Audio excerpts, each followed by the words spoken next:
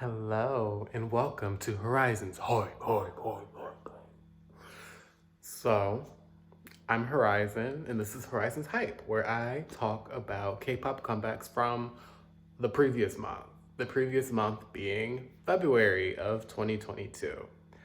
I'm gonna preface Pisces season because February has Aquarius in the beginning, but then Pisces afterwards. Pisces season has been kicking my ass.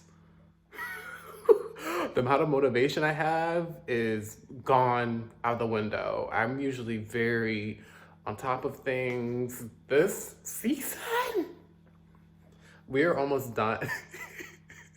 I'm recording this like halfway through March. I usually do it within the first week of the next month for Horizons Hype, but here we are. I finally have some motivation to do this. I'm really tired right now, but I'm trying not to show it. Can you tell? Don't answer that. Anyway, so yeah. Horizons Hype. I talk about K-pop comebacks previous month. Let's get it. All right. We are starting with I'll throw myself a pity party. Ooh. I'll double shot glass of Bacardi. Is that the lyric? I don't know. Anyway, first comeback I'm talking about is Jamie's Pity Party. So Jamie is someone we all know and love as our Black Queen. Anyway, yeah, she came back with a song called Pity Party. And it was a bop. I was bopping to this song from like beginning to end of February. That was a good song and a good comeback. I remember watching a reaction from Sarah Ryu from Nine Muses, and she talked about how the song has like no real remnants of it being K-pop because it doesn't have like that K-pop sound or structure. And honestly, I feel like that's why I like it so much, because it sounds like something you would hear on the radio, like here in America. I'm in the United States, if you're not. Um, it sounds like something I'll hear in the radio in the States, for sure. It's vocals, period. The background like sounds that are going on, real groovy, real chill. It's real lax. It makes you want to two-step, but at the same and like get like a nice little sway in. But it's it's a real vibe, and it's like a bad bitch vibe on top of that. And it's not like acting like a bad bitch. It's literally existing in that bad bitch power, and that's something that Jamie is doing really well in this song, and that's why I like it so much, because there's too many people in K-pop right now who are trying to be bad bitches. Meanwhile, there's few who actually just exist as bad bitches. And I feel like Jamie definitely existed as like a baddie. Point blank period.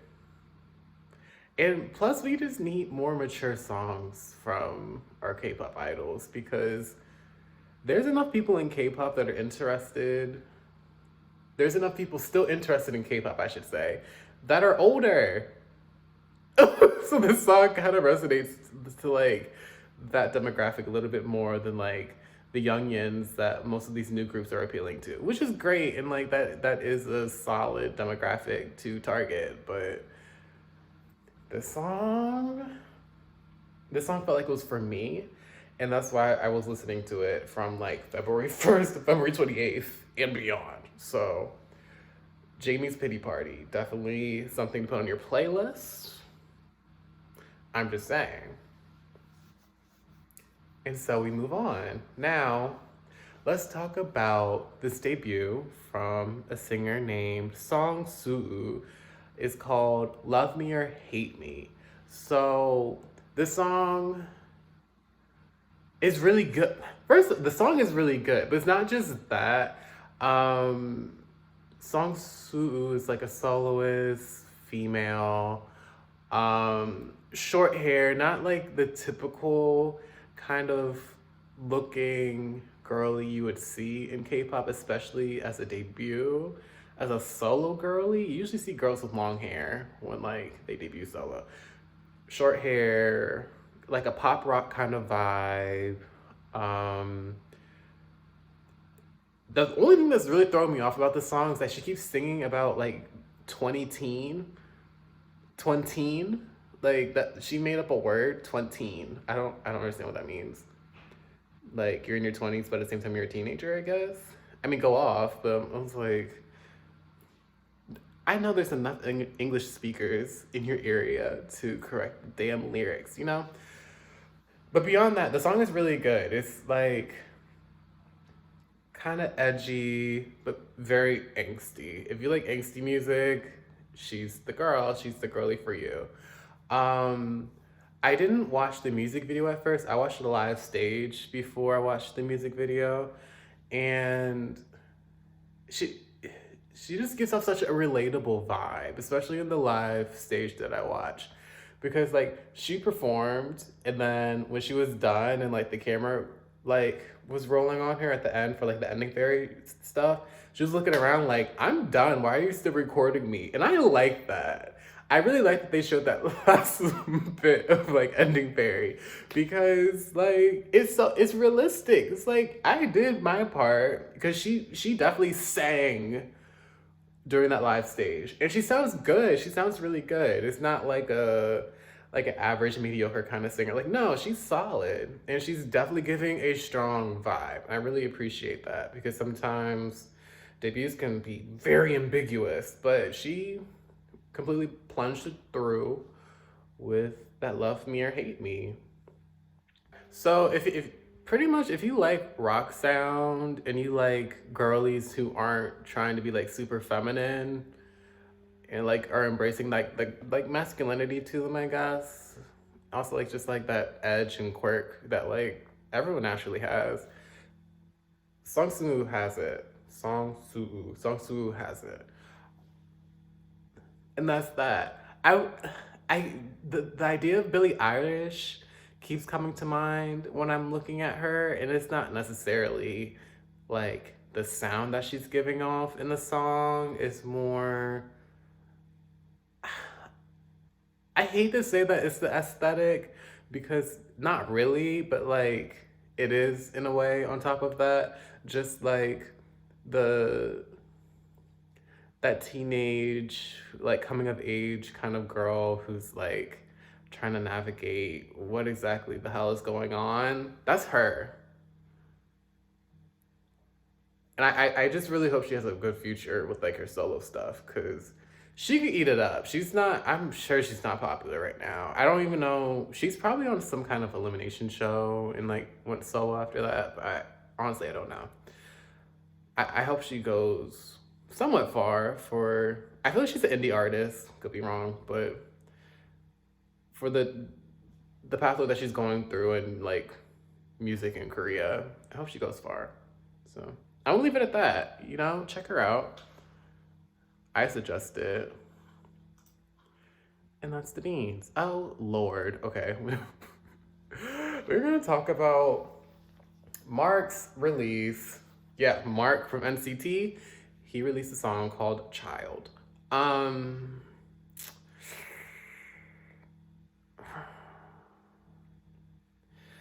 So if you keep up with Horizon's hype, I think I consistently talk about NCT only working because they come back with different things like once every practically week. I can guarantee monthly they come out with something new from a different member in NCT. But like it's the consistency that keeps them afloat because that was a mess. It was good, but at the same time it was a mess because like it was alright. I'm gonna listen to it one more time just to refresh because the song is not memorable. There's not many people talking about this song. That's for sure. I can guarantee you that. It has 10 million views and people are still not really talking about it. That's a problem. Okay, I'm back. I listened to the song a little bit just to refresh. Um, if I said the song was bad, I wouldn't say it's bad. It's just like if it does not align with your taste, you're not going to go far with the song. That's for sure. Because the what's a good way to describe this song? Um, to me, the song is giving like think of God Seven. I'm using God Seven as an example because anyway, think of God Seven, right? And how like practically every God Seven member had a solo. All right, so we have the good souls from God Seven. Think of those people. Okay, it's not them. It's the majority, like probably like four of them that like don't have good solos. It sounds like one of those kind of songs where it's like, okay, at least you're trying, baby. I'm thinking specifically of Mark, but Mark Twan, or however you say his name. Like looks can only carry you so far. Let's start there. Because if Mark singing Child, like Mark from NCT, didn't look like that, the success of this song, uh, you know? Um, but he doesn't sound bad in it at all. I could say at all. It's just not for me. Mm-mm. He looks really good. He looks really hot in all honesty. But like if he wasn't hot, I don't understand what this song is servicing. The rap is nice. He starts rapping for a little bit, like halfway through, and I'm like, okay, I can get into this part. But then he sings, I'm like, oh, okay, that's sweet and all, but I'm conflicted with this. I can say he looks really good in a beanie. That's for Mark looks very good in a beanie. But this song is giving G Dragon knockoff from an SM group or SM soloist being Mark, because I feel like if this was done by a YG idol, it would be a wrap. I'll have nothing to say. I'll be like, wow, damn. But like, it's not bad. I'm like, I expect more from SM. SM are fucking pioneers in K-pop, and this is again, MCT gives like 7 misses for 1 hit. Let's accept the facts, y'all. Truly. Overall, Mark's Child is okay. It's okay. It's nice. If it aligns with your taste, I love that for you. Please like this for the both of us. But for me, it's so forgettable. And it's definitely something I would have to be in the mood for to make it through the whole song. This song says it's 3 minutes and 37 seconds. Absolutely not. I will not sit through that long. Listen to the no. I'd rather jump out a window. Maybe 2. Okay, we're gonna leave it at that and move on because we have we have to talk about Wonho. Wonho from Day 6 had his solo debut. It's under YG. It's under YG. Did I really just say that? Wonho is from effing JYP. So Wonho had his solo debut under JYP, not YG. It's called Voiceless. Annyeong Jal Ga. This is a ballad. Oh, that's what I wanted to preface about this month. Okay, February, so many ballads. We need a ballad limit in K-pop because the amount of ballads I had to listen to get through February and like what was coming out in K-pop was a mess. I don't like reviewing ballads that much, but it seemed like everyone was doing an effing ballad. Like, I wanted a choreography with your song. That's what K-pop is for me. But I'm trying to, branch out and like reach more people that listen to like, yes, K-pop, but also like K-ballads, because K-ballads fall under K-pop sometimes.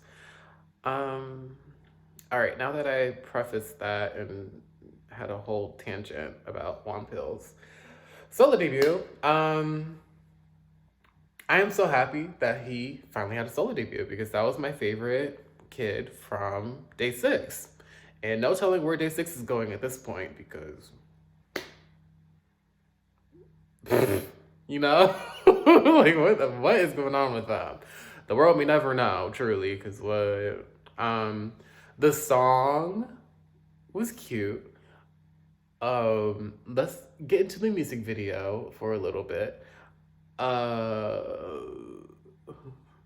it was cool. It was cool. The girly that like you had the music video with, beautiful. That was a beautiful, stunning model-esque girly right there. It was following his journey with like the girlie, and she was a mermaid apparently. I don't know if the lyrics is talking about her being a mermaid or like the songs about that, but I don't know. It was cool. It was kind of giving like the Little Mermaid kind of vibes. That's cool. You know, sticking to a theme. Um, Again, it's a ballad, so I can only enjoy it so much. I'm not too good on slow stuff. Slow and somber in a ballad sense, not for me. But it was good. I can listen to it in passing and be like, okay, that's one pill. But that's where I'm gonna keep it. You know, because there were some ballads this month where I'm like, wait, I can listen to that like and actually enjoy it. We'll get there, but overall, Wonho had a solo debut, and I'm happy about it. That I can say confidently. How do I feel about it? I'm just happy to see him solo because he was my favorite boy from Day Six, and that's where I'm gonna keep it. Because I don't have any strong opinions about the song because it's not really for me, truly. Um, but it's still good. I can say that. It's not like some of the other songs this month where I'm like, what is going on, girl? Yeah. So overall, nice song. Good job, One Pill. High five, you know. I did not just give a high five to the camera. Okay, we're gonna move on. Oh, this is a good, okay. Get into this one right here. So we have a debut from Choi Hart, and her debut song is called Elastic Love. This is like one of the best city pop songs in K-pop, like to exist. This was a good debut. I don't really remember where she's from. I feel like most people who debut solo nowadays, are from some kind of elimination show. So that's where I'm guessing she's from. Maybe not, maybe, I don't know.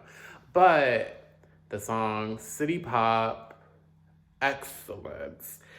Oh, that song is so dreamy. Dreamy, creamy.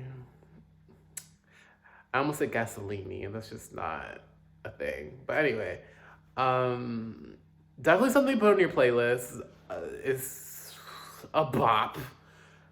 It's a bop. A bop, you know? Just how many times do I have to say a bop for you to understand that it's really good, right? Wow, yeah. That song is beautiful.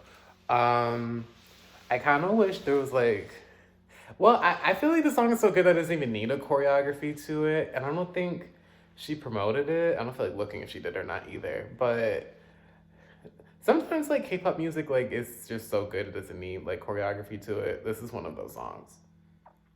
Absolutely, you can just enjoy it and be like, damn, that's good.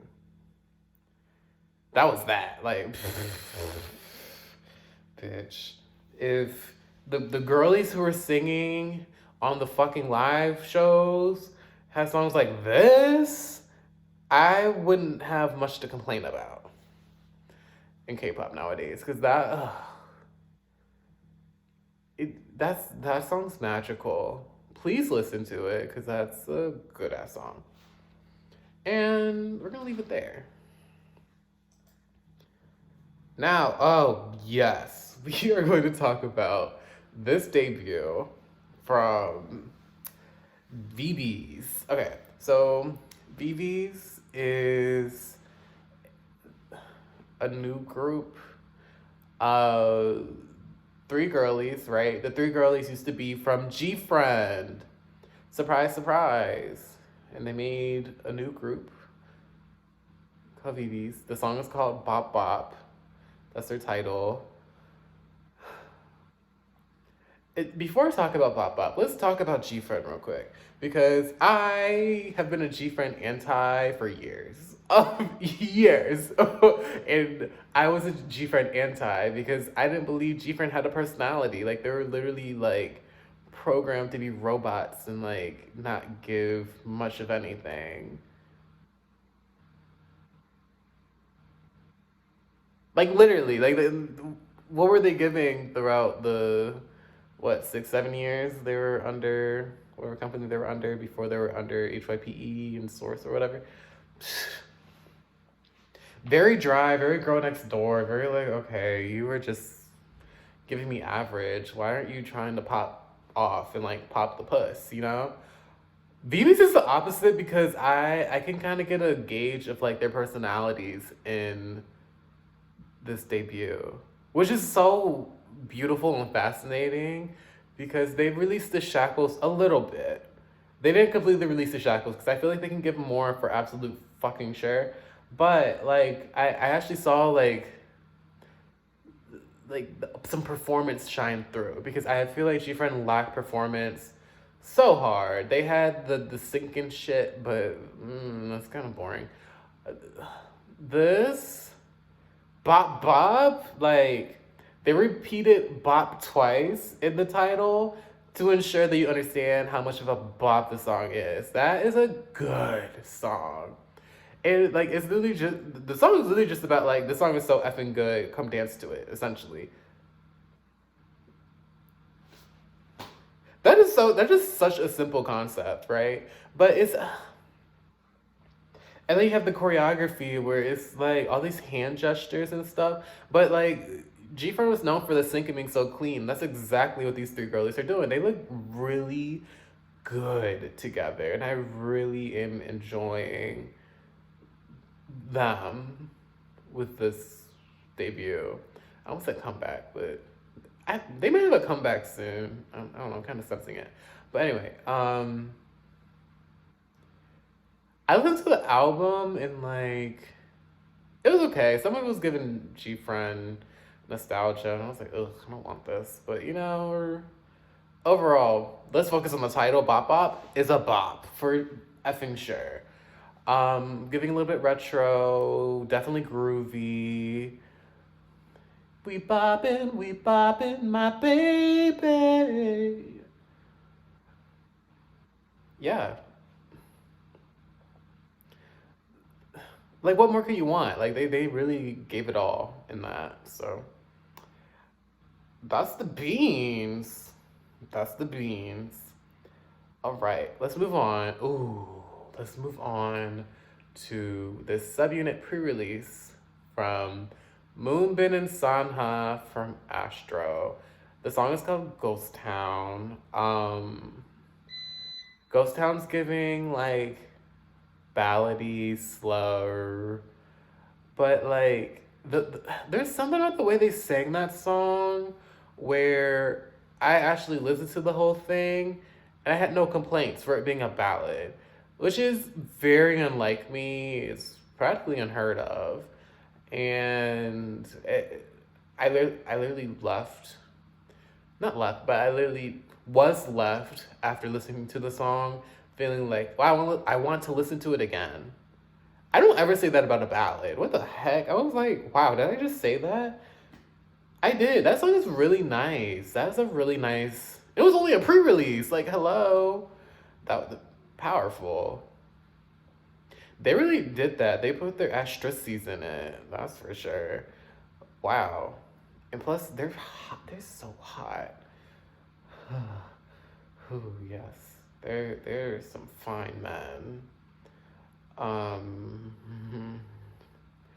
Okay, I'm gonna leave those two and move on to the next one because I don't want to moan the rest of the video.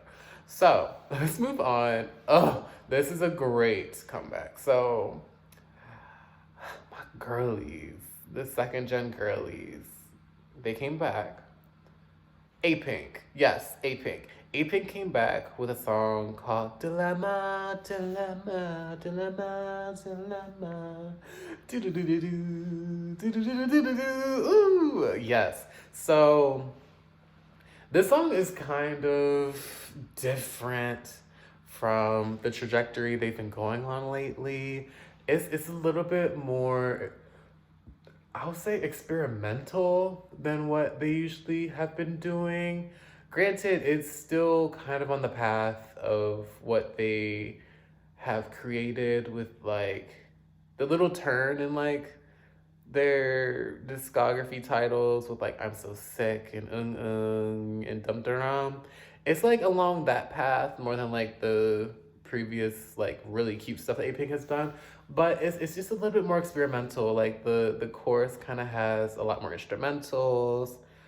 Um like they have the vocals, but you don't have like the belted high note to like be, I want to say, the crescendo of the song. That might not be like the appropriate music term for it, but you know, like the climatic part of the song, where like someone sings a high note and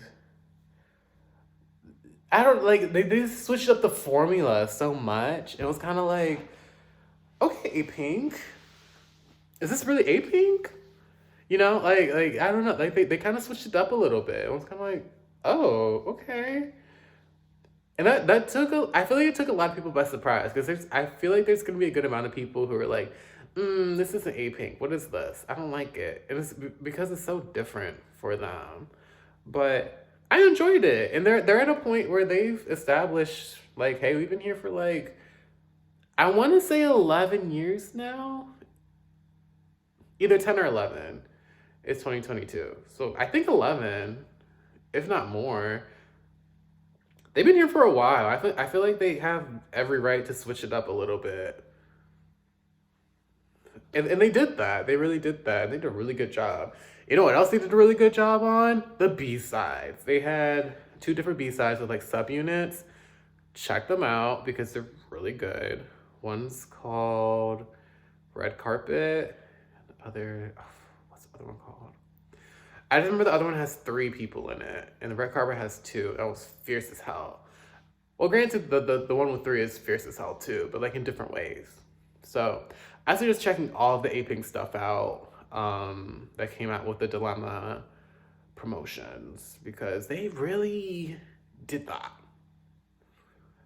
It is great that they're doing this right before Queendom is about to start and they start competing and whatnot. So we'll see. That they did that. You know who else did that? Taeyeon. Yeah. Taeyeon from SNSD. Taeyeon did that with her comeback called I Envy You. Ooh, ooh, ooh, ooh. I envy you. Girl, that was the soft slick that I have been waiting for this year. Oh, it was good. That was good. And it was so mature. That was a mature ass song. Plus the choreography is definitely like that's for a mature soul. I have been really digging the fact that Taeyeon, every time she comes out with a different like single and like promotion stuff like that, she's always trying something different, but like it always works. It might not be your taste, you might not like it per se, but like it still works. She's been really good at that. I also saw a video about how Taeyeon has like not ever really had a break since the debut of SNSD. And that's a little troublesome because I kind of agree. She's always working. But, you know, IMVU is really effing good. So I want to say thank you, Taeyeon, because there's not many other people doing something like that in K-pop lately. That's for sure. Oh my god, and also get into the visuals of Taeyeon with like the white blonde hair and all like the accessories and like the steamy eye. It is the way, I'm still on this, but it is the way that she like never really broke like her character and face and like the performances that she did with IMVU. Even in the music video, like she never really broke that like it's just like a sincerity throughout when she was like singing it and whatnot. Like I just found it so cool that the song is saying like I envy you. Like I'm essentially like I'm jealous of you. No, I don't look up like the lyrics that are in Korean and like translate them, but like I'm guessing like I envy you. Like I'm jealous of you. But she's kind of accepted it, and she's not trying to like overperform it and really like pantomime how envious she is. She's just like, yeah, I envy you. You struck me deep, bitch. It's just a power that she has throughout that like damn that's a good song. Yeah,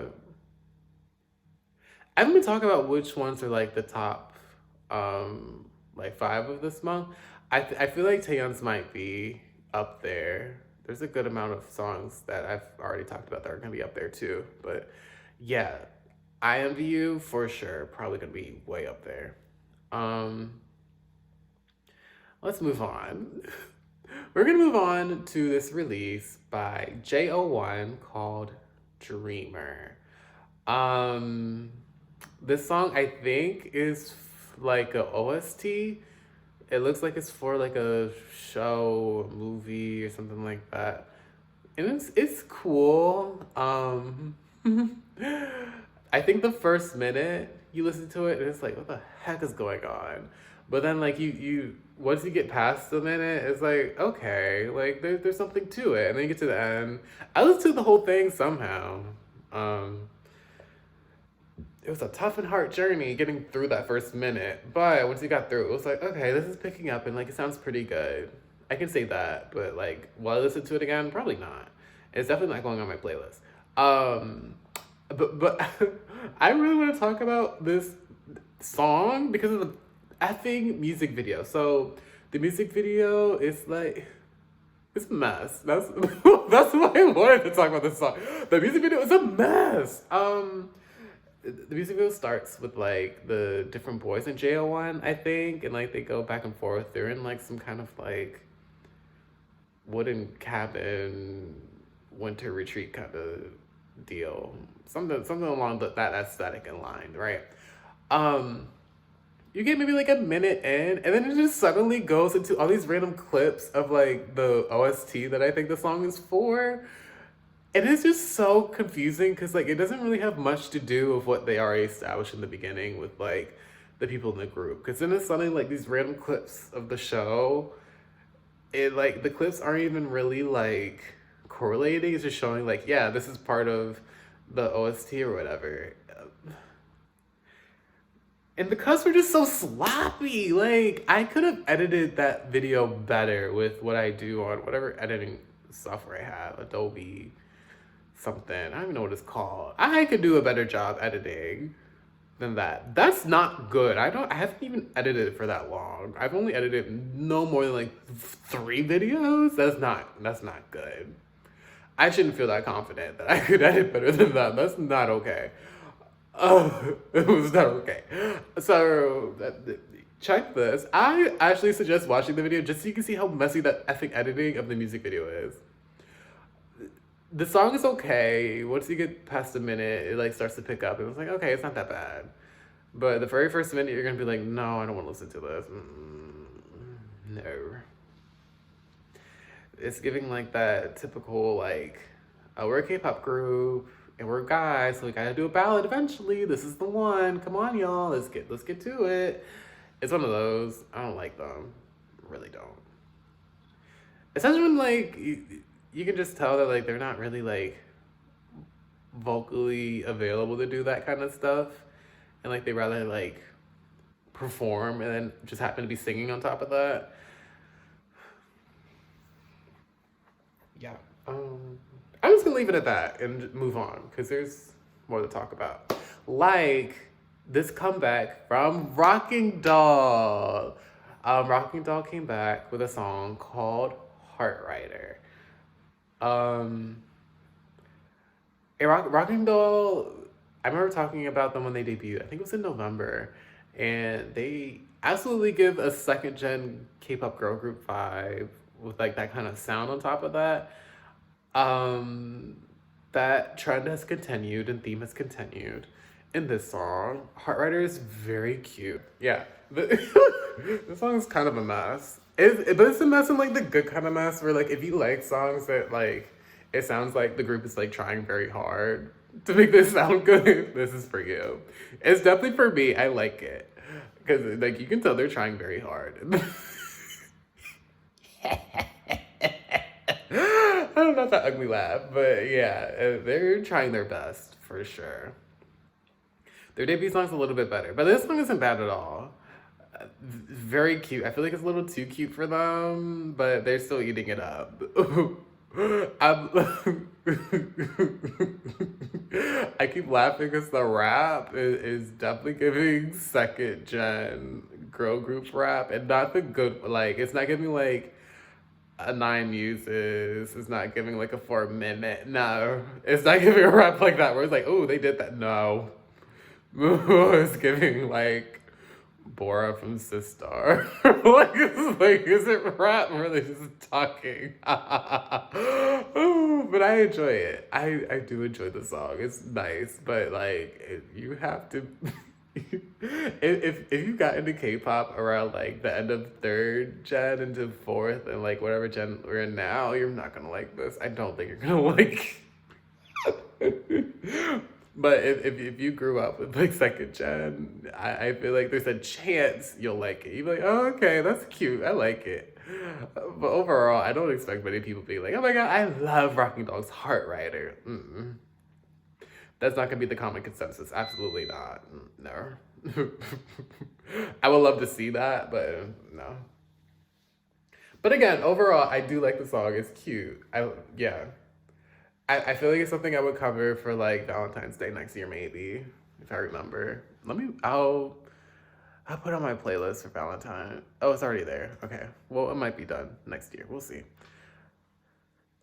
And that's that. I'm gonna leave it because there's more I want to talk about. Like, oh my god. Okay.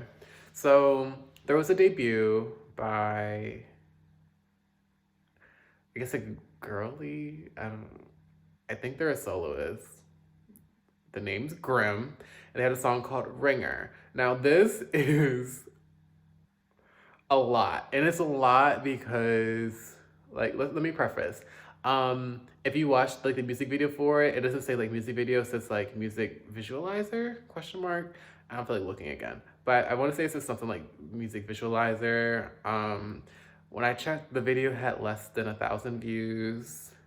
The album art and like the music video is very much giving like 90s indie pop kind of like vibes. Very Bjork. Just think Bjork and like All Is Full of Love. If you know that song, All Is Full of Love by Bjork, it's that. It's essentially that. It's just like indie, alt girl, alternative girl kind of stuff. But the song is really good. That's some good stuff. If you like alternative, indie, like think of like Lim Kim almost, but like even more left field. Like that's what this is giving. It's really nice. I enjoyed it. And that's why I'm talking about it, because I feel like it's worth bringing up. That's a good song. It's definitely like so. It's in its own category. Like, I'm surprised it was even brought up on like K-pop I checked K-pop profiles for like the comebacks, and like it came up, and I was like, who is this? Most people I had checked, and like I'm like, who is this? And I'm like, I'm not talking about this. This one I wanted to talk about because it's good. That's some good. Yeah, I will listen to that more than once. That's for sure. It's nice. If you see the music video, it's gonna be like, what the heck is going on? It looks like Um, those days in like middle school when you're in like bio, or even I don't know, like some like the seventh grade science class with like when you learn about rocks and shit.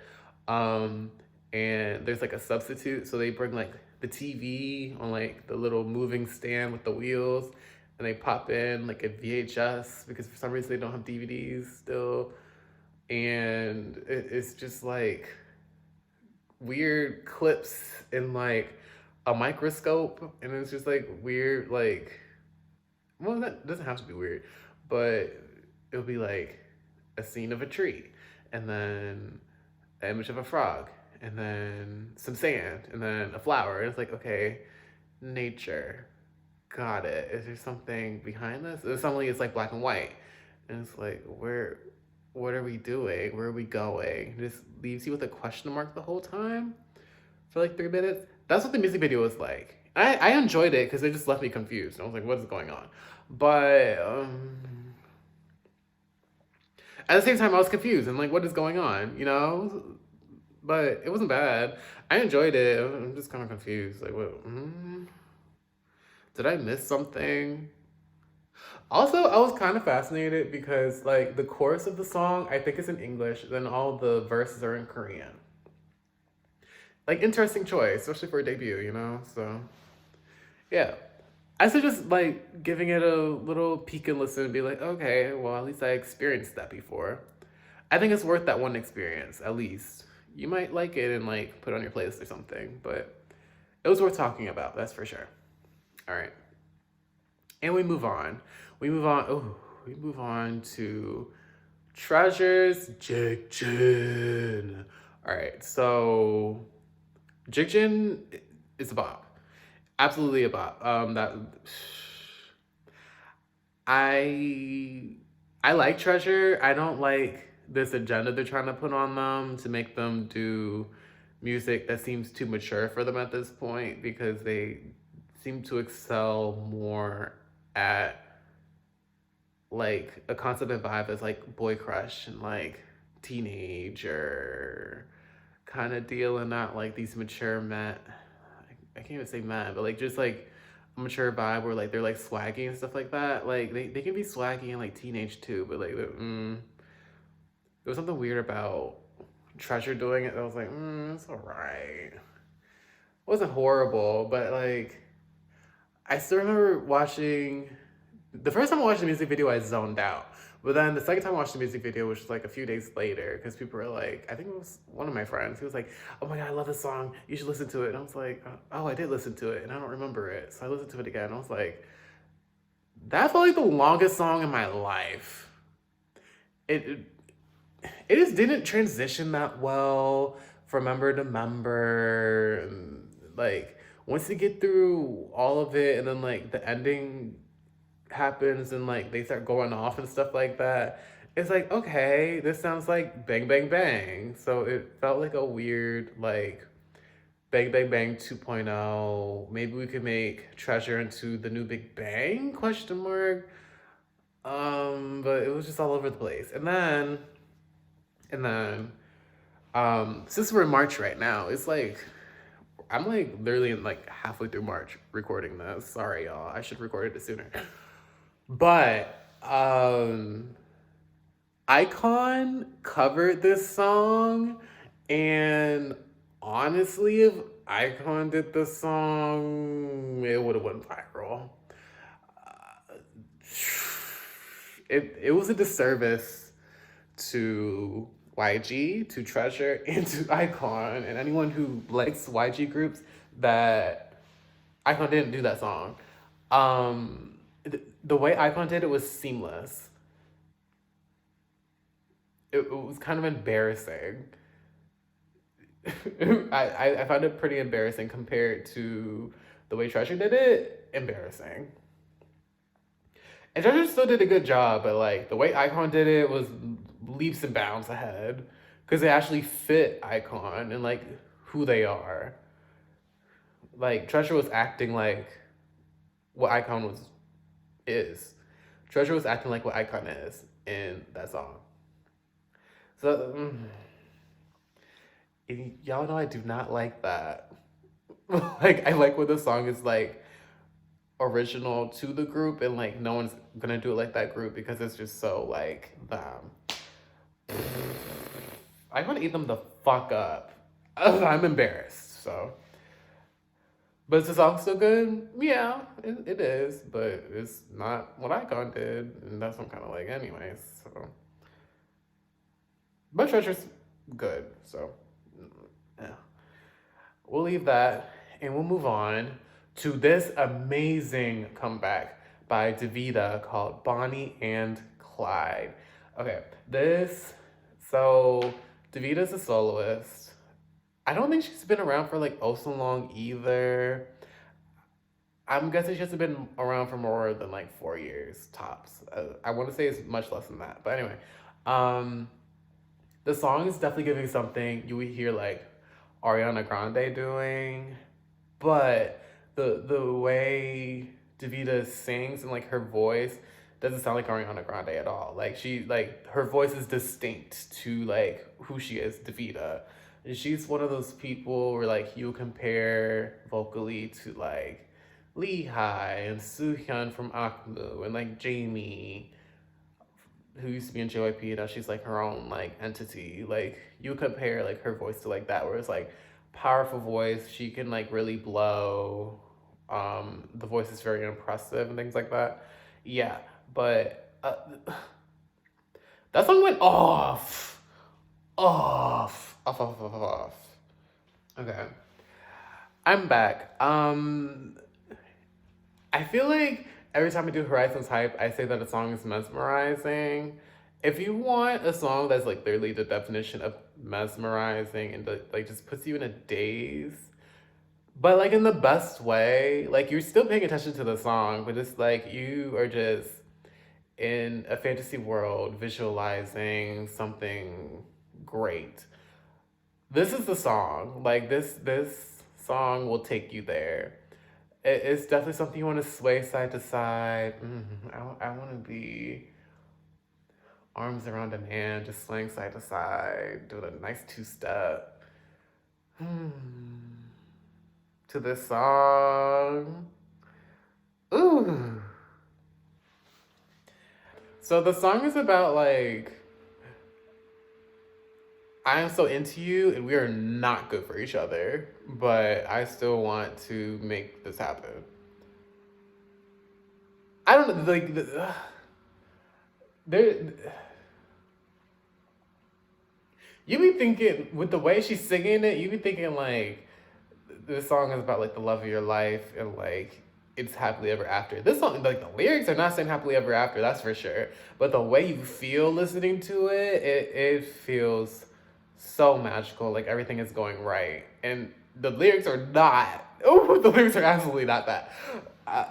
That contradiction throughout, beautiful. Like that's.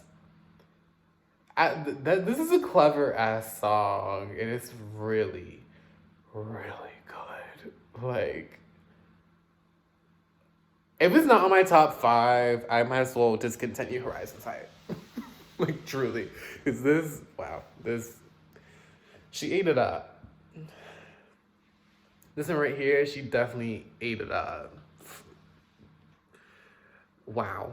Yeah. Get into Davida's Bonnie and Clyde, because that was, like, the song of the month. All right. Moving on. Oh, God. Okay. Oh, brother. I'm exposing myself. Anyway, so Wonho. Wonho came back. Wonho came back. Wonho came on my back. Wonho came back. Wonho came back with a song called "I On You." Bitch, it was so good. Oh, it was so good. It was so good. Wow. Yup. That's my million. That's my man. That's my man. Ooh, that's my man. Yup. He's the one. He's the one. And you know what he did? He did that. This song, Following like the title tracks that he's done, we've had Open Mind, we've had Lose, and then we've had Blue. I would say out of those three songs from the last year, I guess, not last year, but like the last year of Wonho is most similar to Open Mind. But I want to say it's like Open Mind 2.5. Like I feel like this song's a lot better than Open Mind. And that's very lofty to say. Because Open Mind was a brilliant debut song. For Wano, like it was just absolutely like the stars aligned and like it just all worked out for Open Mind. Eye on You just like the ante went up. Uh, yeah, yeah, yeah, yep. That was hot. Eye on You is hot, but not only that, like the way he's singing it, just elevates it because it's not just like sexy like performance. Like he actually sounds really good singing this stuff too, and I really appreciate that about him. And it's not even like he has like vocals where it's like also impressive. Where it's like, oh my god, like he's really singing, but at the same time he's really singing. And it's odd, and it's kind of me contradicting myself, but it makes sense because like he is still really singing, but he doesn't have like a powerful vocal kind of like I'm flexing my voice. Like he's not like of Monsta X. He's not like Taeyeon, who are like him and like like oh he's gonna sing the house down. That's not his job, but he's still singing very well, and that's kind of unheard of for the kind of concept that Wonho's doing. Because think of other people who are doing stuff like Wonho right now. Like, maybe, I don't know, like Kai. Kai don't be singing like Wonho. I feel like Wonho sing a little bit better than Kai. We can argue in the comments if you want. Feel free. They're down below and I do respond. If you want to argue, let's go for it. I feel like Wonho sings a little bit better than like Kai per se. But like, he's also performing a lot better too. Plus, the Wonho style of choreography that he has,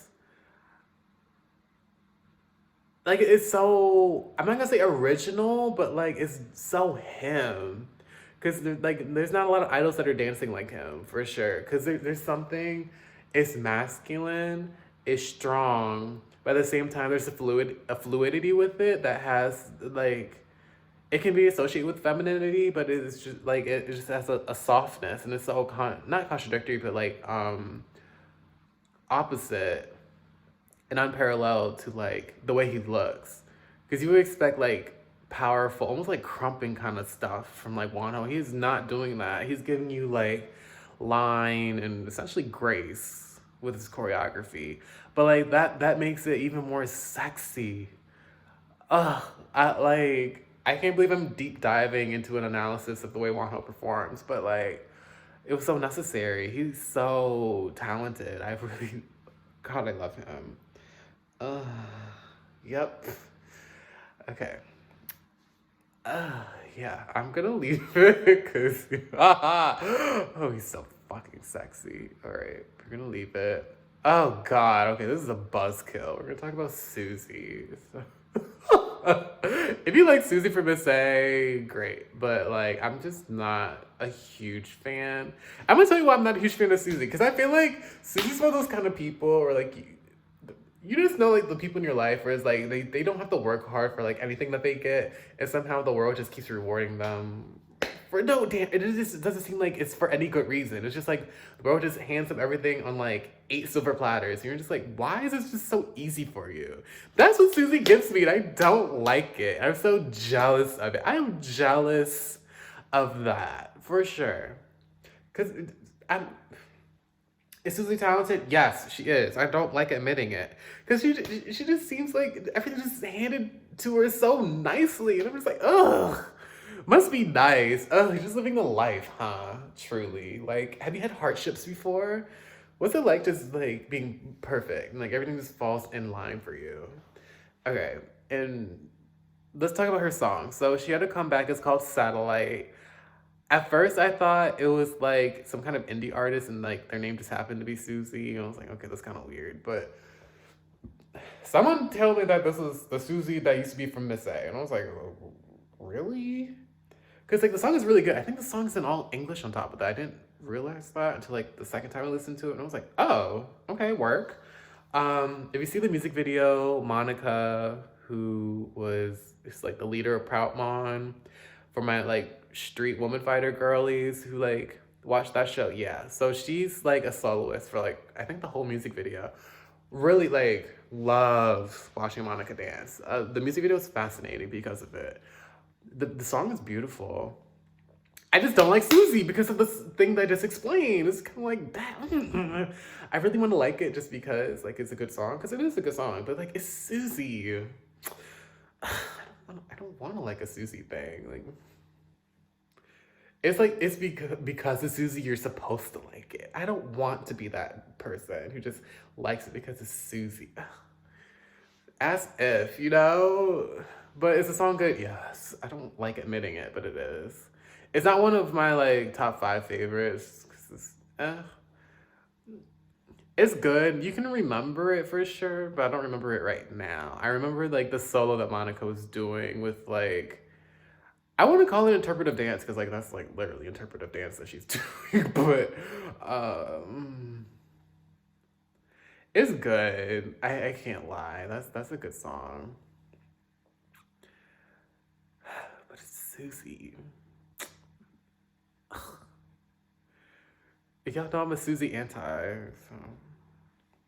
If you're a Susie fan or like a Susie simp or something like that, please let me know because I don't even know many like Susie simps and stuff like. What am I saying? I don't know many people who like are really into Susie like that. So if you are, let me know. Defend your girly. Tell me why like Susie is so like amazing. You know, because.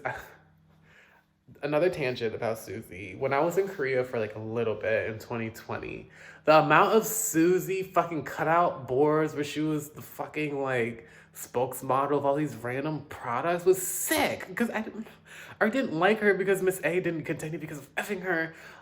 And then she's all over Korea when I'm there. Get away from me. Truly. Okay. And that's that. Overall, Susie Satellite, it's good. Listen to it from an unbiased standpoint. But from a biased standpoint, no. I can't stand her. I can't stand that song. It's good, but I'm not gonna say it out loud, even though I just did. It's one of those, you know. I'm ashamed to admit that it's good. And that's that. All right, anyway, let's move on. So, you know who came back? B2B. B2B came back with a song called Nore, the song. And it's a ballad. That ballad has won on music shows. That's like unheard of. A ballad winning on music shows, that's like pretty unheard of. And it's from like a K-pop group, not like just like those ballad singers who like come pop out of nowhere and it's like, yeah, and it goes to this ballad guy because he's singing about something real dramatic and sad. Like, because Koreans eat that ballad stuff up, but B2B is like a K-pop group. Like, they be having choreography with their stuff. They've been winning with that song. That song's good. That song's really good. It's not a ballad where I was like, yeah, I want to listen to it again, like how I felt with like the Moonbin and Sanha song where like they put their asterisks in it. It's not getting that for me. But like it's definitely something where like if I heard it in like, you know, a Korean bakery or like at a K barbecue, I'd be like, oh, what was that song? B2B? Really? Okay, cool. I like them. It's one of those. It's something where it's like, yeah, I heard that song before, and like you just leave it at that. That's how I feel about it. It's not giving like Outsider from last year when they came out in like September, October or whatever. It's not like resonating like that for me, but like I'm glad they're back. And I think all the members are back and like out of the military too. So hopefully there's more to come because I'm not a ballad girl. I'm really not. There's a lot of ballads this month. Oh my God. Like make it stop, you know? All right, let's move on to, oh brother. we're moving on to Stay. So StayC had a comeback called "I'm Into You." Okay, so is the song good? Absolutely, it's good. The song is good for me. The song is good because it sounds like something a JYP girl group would do. And specifically, I'm thinking of like Wonder Girls or Miss A eating the song up and a half. Like it sounds like a song that they would have released if they were still around and like active today. Wonder Girls or Miss A, absolutely by far. I can see both of them doing it. Like they would do it in different ways, but like it would still be very much them, very good. I can even see ITZY doing it a little bit, but like you know how ITZY's not that vocally proficient to be doing what they were doing in Run to You, like the StayC girls, but like it would still be on brand, you know? So, but anyway, yeah, StayC. Here's my dilemma with StayC, because like even though StayC has really good music, from the debut, I was like, okay, yeah, I really like their music because they have a really good producer. And that's about it. I don't really like I'm starting to resonate a little bit more with the girlies because they started to have more like variety with them and fan cams and stuff. So I'm starting to see like a little bit of their personalities outside of like the performing, but still it just seems like a deep voice rapper and like four girlies who have the same voice and one other girly who's kind of like there. And I'm kind of like, okay, like y'all are cute, but like I don't like identify with any of you. Like none of y'all really resonate as an individual. As a group, I'm like, okay, you have good music because you're a producer. And that's about it. And like there's nothing wrong with that because you can still like a group because like they have good music and like they have a good producer. Nothing wrong with that. I'm not shooting that down. But like for me, I want to like understand like, okay, there's this girl and she's like this. Then there's this girl, she's like this. And like I don't care to know that with these girls because they're just not that interesting to me yet. I'm gonna say yet because they might turn out to be really interesting. I just am ignorant to it because I don't really care. Plus, like, there's just so much hype behind them, and people think they're so like revolutionary, and I'm like, as someone who actually listens to like many things that come on K-pop daily, because people be eating this up like this is like a new brand of chips. I don't know, bread. I don't know, something crazy, you know?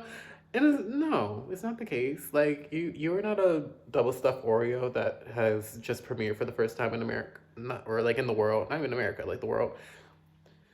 It's not that great, and people are like, "Oh my god, like it's so good." Like the song is really good. StayC's doing it well because like that's who they gave the song to, but too much hype. It's just too much hype. I don't overhyped. That's something I don't care for when things are overhyped because it's like, okay, why are we giving this much attention? They're alright. Are they killing it? Like who wouldn't kill it with a song like that? Also, I'm kind of like, they're alright. But overall, I do like Run to You. The song's good. I'm just kind of disappointed because like I wish like StayC stood out a little bit more. Their music standing out more than them. I kind of want them to actually stand out too. Like most groups do, and like they just don't. And that's so frustrating to me. So yeah, it might be because I'm just a StayC hater on top of that, and plus like it's been shoved down my throat for like the past 3 comebacks with like Stereotype and ASAP and their debut. But like the good thing is with Run to You, people have been much more chill about it than all the other comebacks that they've had. Oh my god, it was like I couldn't breathe without someone talking about StayC last year. I can actually breathe now. It was because there were so many good comebacks this month. Not even good comebacks, like controversial. I should say controversial. Yeah. And that's that. Yeah, I'm just gonna leave it at that. Yeah. I do like it. I did like Run to You. It was a really good song. It's not my top five. It was definitely one of the better songs of this month. And we go to this controversial debut. So JYP has a new girl group. They're called NMIXX. And they had a debut called O.O. I don't know how to say that. I feel like it's like one of those like old school emojis before like emojis were a thing, you know? Anyway, this song is the definition of experimental. Like how I talk about every month, how like NCT be doing experimental stuff, and I'm like, what the heck is going on? That is exactly what NMIXX did, and like, I'm here for it because it's not from a fucking SM group. That's why. That's what I'm here for. It's not from an SM group. I'm interested because people have just been letting SM experiment about this, that, and the third, and just let it fly because it's under SM. But now that it's under a JYP group, everyone's like, wait a minute, this is JYP. Why are they doing this? They always make groups like XYZYQ. This is not. No, this isn't good because it's not what JYP usually does. I'm like, no, the double standard all of a sudden. No. After the amount of passes we've been given for all these I was going to say SCT, but all these SM groups in general, all the fucking mixing and mashing and bashing of my fucking brains that they be doing with the music that they be doing. But now a JYP group does it, and like, it's not a bad song. It's not a bad song. Is it all over the place? On first listen, yes, but just like on first listen, when you listen to most NCT stuff, it's crazy. It's been crazy on the 100th listen with NCT shit, but with this song, it's actually good. Like, I like O.O. Do I listen to it a lot? No. But, like, it's still good. And it's nice. I like the girlies are doing it. I like the choreography. They eat that up. Girl, they eat that ass up. They get down, they get low, they're shaking their knees. They get nasty. I like them. I'm so excited to see what they do next. And then they got the other song Tank, but I'm so freaky, freaky, fishy. I'm so freaky, fishy. Girl, I still stand by that should have been the debut. But, it's still good. Like, O.O as a debut, still fucking fabulous. Like, I love it because it's experimental, but it's from like one of the big four companies. So like it's kind of easily acceptable compared to like other groups have been doing experimental shit for like years and like don't get time of day for it, which is another group I'm gonna talk about after this. But anyway, I love it. It's great. I eat it up. Yum yum yum. I'll take it because it's not from a fucking SM group. That's for fucking sure. That's for fucking sure. And that's that. And so we move on, and we're gonna move on to Billy. Billy with, is it Ginga Mingayo or Jinga Mingayo? Whichever one it is. The Strange World in English. Okay, this Billy is serving. Billy has been serving. Because they debuted last year, and that was, I'm pretty sure I stood by them being the strongest debut of last year. They're still going strong with like this concept of like, kind of like, it's like avant-garde, like pop, a little bit experimental. And it's like, you don't really know what they're giving you, but like, there's still like a signature sound to it on top of that. Girl, like they're starting to like creep up in the ranks and get close to like how I feel about Luna, because Luna's my top girl group. They moving up in the ranks because that Jinga Minga, yo, That was a comeback. You want to come back? Do it like Billy, because that was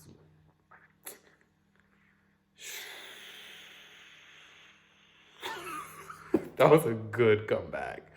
Wowie, yeah. If you want to come back like Billy, because they ate it up. I'm so happy that the Suki fan cam has been viral, because they be performing the house down. They sound really good on top of that, but they be performing the house down, and like that's like kind of like the main. I feel like the main thing that they're known for, Billy, because like they're kind of known to be like a performance dance space group compared to the vocals, and like you can tell. There's a lot of groups where it's like, yeah, like they're supposed to be a performance space, but like it's just like they're just a cute group. No, these girlies, they're performers. They're great dancers too, but like they are performing and they're here to give you a show. And they're just, what a serve. What a serve. What a serve. Period. All right, let's move on. We're gonna move on to Crazies with their comeback. Oh, it's a release. Crazies with their release called Dance with God. Okay, let's preface this because one of the girlies had some nasty ass braids or dreads or something in her hair. Do I support that? Absolutely not. But there was some other things that were like kind of like culturally insensitive and culturally like appropriative, and like it was acknowledged by like the artistic head or like creative visionary or whatever of the video. That doesn't excuse it, but like at least it was acknowledged, I guess, question mark. But anyway, Crazies has been doing this experimental stuff for years. For years. They start with Ari. Ari. If you haven't heard that song, get into it, because that was like the start of like girlies doing like experimental kind of sound in K-pop. And like everyone's just like dot dot dot blink blink. What do I do with this? But now we have NMIXX doing it. Everyone's like, oh my god, it's so good. I'm like, Crazy has been doing this for years.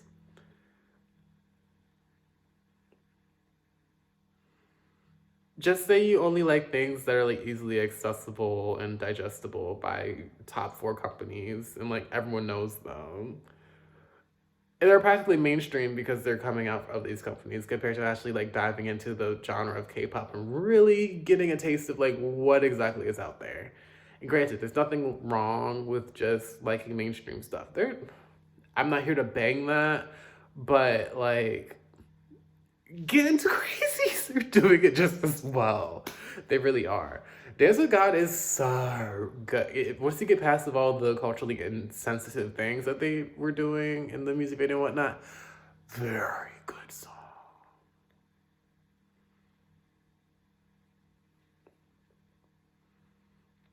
Very good song. I'll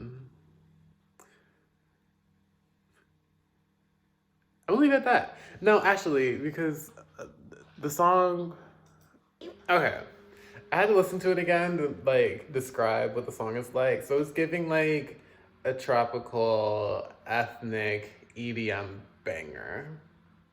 This is something you would hear at the club, and like people would be like getting the fuck down. Like the fuck down to this song. It goes off. Like the song definitely goes off. Yeah. It yeah. Yeah, it's that song. It's that girl. The song is that girl, truly. It's just like, it sucks because a lot of these groups that are from lesser known companies be not doing the right moves with their cultural sensitivity, even though they're tapping into something that's like, I want to say culturally ethnic. I don't like using the word ethnic, but we're just gonna use it for this case. With like the music that they're doing, and it sounds really good, but just because you're doing like something culturally ethnic with the music doesn't mean you gotta wear certain garb and hair and accessories to like really emulate it. Like you can be Korean and like these things and not put some nasty dookie braids in your hair or wear clothing that's not of your culture or religion to be trendy and cool and try to fit in with what you're trying to emulate. You don't need that. I wish they didn't do that because the song would have kicked off a lot more had they been a little brighter with what they were wearing and doing throughout the music video. The song is so good. I kind of wish more people gave it time of day because Crazies has been releasing some really good titles over the past couple of years. I wish more people would be able to see and recognize it. And we're gonna leave it at that. Oh boy, okay. Now I get to talk about my boys. Yes, my boys. So NOM, Nature of Man, came back with a song called Look, Look, Look, Look, Just Look. Ugh. Okay. So, not gonna lie, Dom is like hanging on by less than a thread. They were trying their best to keep it going. You can tell they're struggling. But do I appreciate them coming back after coming back? Yes, I hope they still do because this song was pretty good for it being, I think it was self-produced and like they choreographed most of it by themselves on top of that to like save on cost and whatnot. I'm still eating it up. I love me some Nom. This is the queer representation that I want in K-pop. So it's kind of hard for me not to be like, yes, I love it. Because I do. I want more of this in K-pop, for sure. And they're still doing it. And it's pretty good. I still think they need to invest in some more heels classes and some dance training, you know, touch your toes a little bit more so you're a little bit more limber and flexible. But, you know, like they're a little older. They're like, some of them are in their 30s. That's no excuse. That's really no excuse. But like, it's still good. I don't know. Like, I wish the best for them. And I know they can still do well with like the way they're doing things. I don't know how much longer they can keep up with it though. That's the thing. Because they are trying their best. But like, I don't know how many people are actually like investing in them, I guess, with like their vision and journey and whatnot. So only time will tell. I kind of don't want them to disband after Look. I want another summer comeback, kind of like Mega Punch, like something hot and sexy, just like they did with everything. They always give hot, like they give like queer hot and sexy all the time, and I don't want that taken away from me just yet. I really don't. Like, please continue, Nom. I really want you to continue. And the song was good and a lot better than like some of the previous comebacks. Cause like they really channel the like runway music kind of deal that they do. Like they just went for it. Like, yeah, this is our niche and like we're going for it. This is us. And they're like, here. And like it's good. I like it. So the song's a little shorter than like their previous songs too. It's like less than 3 minutes. It's like 2:20, I think. Still great. Yeah. And they look hot. So like that's all I can ask for. Hot. The music's fun. The dance is cute. Like they're in heels. They're men. They're men. They are men. Those are some men. But yeah, I'm into it. So that's that. All right, let's move on. We're gonna talk about Sorn. Sorn. Okay, Sorn had a song called Sharp Objects. I'm gonna listen to it real quick to refresh.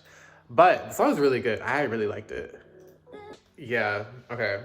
So anyway, back to Sorn. Sorn came back with a song called Sharp Objects. I'm pretty sure the song's in all English. Girl, she ate that up. She put her Sornusi in it.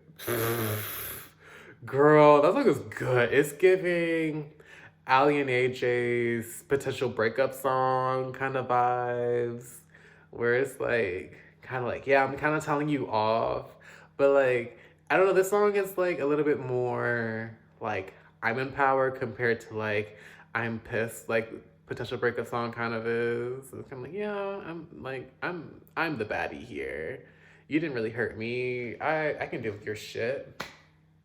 I feel like that's what the song is about. I didn't pay that deep of attention to the lyrics, and nor do I feel like reading right now. It's too late at night to be doing that and comprehending. No. But the vibe in the song of Sharp Objects, girl, this is what we needed. This is what the debut of Soren should have been. Because I think she debuted with like some like ballad, and I was like, okay, yawn, we didn't need that. After you're doing all the CLC stuff, like no one black dress and helicopter, and you do a ballad, girl, next. But Sharp Objects, yeah, I can get into this. This is giving like this is us giving like Disney Channel pop star in the best way possible. I love my Disney Channel pop stars, but like this is what it's kind of giving. But it's like the really good songs from like Disney Channel pop stars for sure. Like it's near the level of like Vanessa Hudgens, like Sneaker Night, or like Ashley Tisdale, He Said, She Said, or like Raven Simone's Backflip. Like those like, oh okay, those were bops for a Disney Channel artist. Bops, like that's what this is giving, and I appreciate that. Like this is what we need. Just like I was talking about how like Jamie's song Pity Party, like it didn't really, well, I didn't say it, but like Sarah Hughes like was talking about like this isn't really following the K-pop formula, but like it's really good. It's so different. Same concept. Like this is not following like K-pop formula per se. This is just like really good pop music. I feel like we're starting to move into a new. It's funny. We're moving into this in Pisces season on top of that. I feel like something else is moving into Pisces on top of like us being in Pisces season. But anyway, we're moving to this new time of K-pop where we're challenging what exactly K-pop is even more with all of the mixing people are doing and what exactly the pop sound is. We're seeing it right before our eyes. Like this is really cool, and this is a good example of it. Soren's Sharp Objects.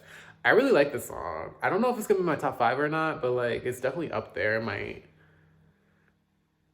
Yeah, I was a fan. Absolutely. All right, we got 2 more. We're almost done. Okay, so new debuts from a guy group, and guess what? I actually liked it. I actually liked this debut. Um, the song is called Infection. It's and the group is called Black Level. Pretty sure 6 members. I'm looking at 6 people right now. The song is very like EDM house. The vocals are like there. I'm not like, oh my god, like so good vocally, but like they're there. I really like the rapper. I still remember being like, oh, I really like these rappers for sure. Because I had a friend send it to me. I think I watched it in like a group chat on Instagram, and then a friend sent it to me, and they were like, you're really gonna like this. I was like, yeah, I really did. And I watched it again. I was like, yeah, the rappers eating it up. So definitely memorable rappers. Um, this song kind of reminds me of the reason that I like newest music so much. Oh, because like they have a lot of like house and EDM stuff, but like their voices still shine throughout. But like the way they're doing it is kind of a watered down version of it because they don't have like the vocal presence and power that like Becco has when he's singing in newest, or I can't even tell you the other vocalists that be like really singing the house down and newest. They definitely do, but I can't tell you which ones. But like they don't really have that in here with Black Level, but it's still giving that like the beats and like I don't know if they're synths or not. I need to freshen up on like music terminology and stuff. But it's giving. I wish I knew more guy groups so I could be like, it's giving this, because I can't really name a good example. I want to say X1. I don't remember their music like that, but I feel like X1 is a good example. I can't remember. They had one really good song that I really liked a few years ago. I don't remember what it was, but it was kind of like that. I can't really explain it, but if you listen to X1, I feel like you're like, oh yeah, I get what you mean. Yeah, I'm gonna leave that there. But anyway, really good debut. They look really good. I will say some of the members' heads are shaped kind of funny. That's one of the first things I noticed. I was like, your head is shaped very long. And they can't control that, but like that's definitely something I remembered before I rewatched it. But they're cute. They're not like at the visual level I would expect of most K-pop groups, but that's okay, and I kind of appreciate that because I don't mind when K-pop groups be looking realistic, you know? Because it's like you expect K-pop groups to just be so pretty nowadays that if you have a group that's like not that pretty, it's kind of like, whoa, what is this? It's like a dog walking on its hind legs, you know? Like, it's like, wow, this is fascinating. That's kind of numb. Yeah. But yeah, I'm kind of excited to see what they'll do next because I wonder if they're going to continue with like the sound that they've started to establish with Infection or if they're going to like switch it up. I don't know. But I feel like there's a future with them for sure. Uh, we'll see what happens. Yeah, and that's that. Um, and so we're on our final song now. I'm not ending on a song where it's like, who are they? Because I usually do, but I'm not this time. Because we were talking about Rocket Punch. Girl, get into some Rocket Punch. Ooh. What happened? That was weird. Anyway. Get into some Rocket Punch. Yeah, yeah. Rocket Punch came back with a song called Chiquita. So Chiquita is giving like very synth. First of all, synths, like very synthy, right? I want to say 80s. If that's the wrong time period, then so be it. But like that retro 80s kind of vibe with like strong synths is giving kind of like magical girl on top of that. This is kind of how I felt about like Ring Ring, where like it's like magical girl. Rocket Punch, magical girl. Rocket Man. I'm getting it now. Like they're kind of establishing like that spacey vibe, I guess, or extraterrestrial, or like out of this solar system. I don't know if I'm using the right words or not, but like you get my drift, right? Yeah. Um, it's definitely giving that vibe where it's like, yeah, we're magical girls and like we're cute, sure, but like we'll kick some ass as well. But in the end, we're pretty feminine. We can kick your ass too, but like we're baddies because we are Rocket Punch. I don't know, like the song is just so, come on. It's almost like the Powerpuff Girls intro, like where it's like, I don't know, how do you explain that? Like just that feeling that you get from it, where like I feel so empowered. Like I can like drop kick the world if I really needed to with a song like this playing. Like I just feel so heroic. And like I can like tackle my day with like music like this. And that's why I really like it. It's like cute and fun and playful, but it's still kind of like we're baddies, but like we can play around too. There's a duality to us, so we're not just cute. They've really been establishing this. I really appreciate it. And, the song is so good. The song is so good. I'm really glad that they're finally coming back on top of that, because Ulam, Lim took a big L with Lovely's disbanding and them only keeping, I think they only kept Baby Soul. Like, Baby Soul's the one that signed the contract again. And I could be wrong on that, but I'm pretty sure only one person re-signed with Ulim. It's kind of like, Lovely's was doing very well after Oblivia Tay. Should have one more comeback, but whatever. But back to Rocket Punch. Chiquita, Chiquita, what?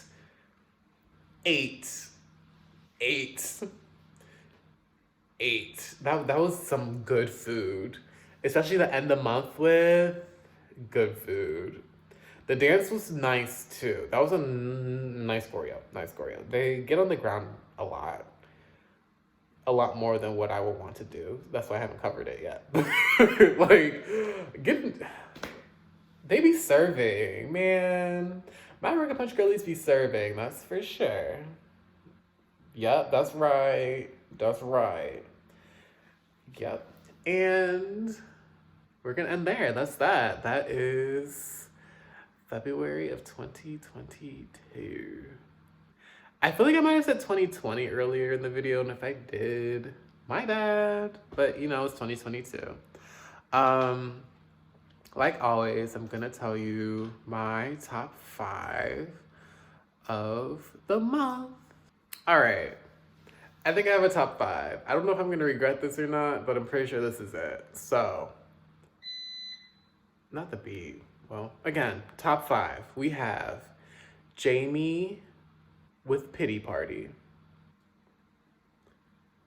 We have Choi Hatu with Elastic Love. We have Viviz with Bop Bop. We have Davida with Bonnie and Clyde. And finally, we have Wonho with Eye on You.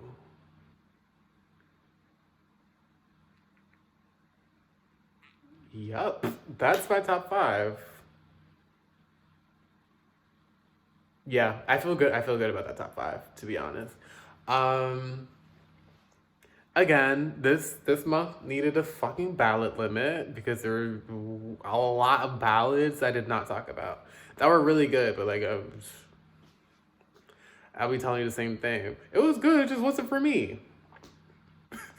You know, I don't want to say that for every single ballad I hear, but yeah.